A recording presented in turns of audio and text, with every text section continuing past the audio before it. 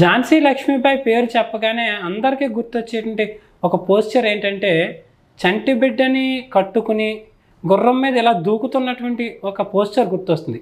ఏంటి దానికి ఏమైనా ప్రత్యేకత ఉందా? చంటి బిడ్డను కట్టుకోవడం ఏంటి, గుర్రంతో ఇలా దూకుతున్నట్లు ఉండడం ఏంటి, అసలు ఏం జరిగిందని ఆ పోస్టర్? అంటే డాక్ట్రిన్ ఆఫ్ ల్యాబ్స్ అని డల్హౌసీ ఒకటి తీసుకొచ్చాడు.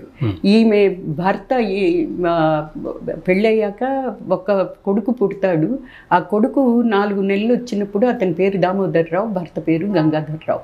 అయితే భర్త చనిపోయాక చనిపోయే ముందర 4 నెలల పిల్లాడే చనిపోయాడు కదా, వాళ్ళకు పుట్టినవాడు. చనిపోయే ముందర ఆయన వాళ్ళ అన్నగారి కొడుకుని అడాప్ట్ చేసుకున్నారు.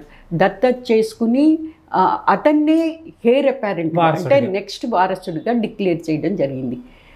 చాలా కుతంత్రంగా డల్హౌసీ డాక్ట్రిన్ ఆఫ్ ల్యాబ్స్ అనేది ఒకటి తీసుకొచ్చి ఎవరైతే అడాప్ట్ చేసుకుంటారో పిల్లల్ని, ఆ పిల్లలకి రాజరికం చెల్లదు అని వాళ్ళంతటి వాళ్ళే ఒక డాక్టరీని క్రియేట్ చేసి, ఈవిడని నువ్వు అలా కొడుకుని అడాప్ట్ చేసుకున్నావు కాబట్టి నీ రాజరికం పోతుందని చెప్పి డిక్లేర్ చేస్తే, ఈ ఝాన్సీ నాది, ఈ అంటే ప్రజలు వీళ్ళని నేను వదిలేది లేదు, నేను ఈ రాజ్యాన్ని వదిలేది లేదు, ఏమైనా సరే నేను రెడీ అని చెప్తుంది ఆవిడ.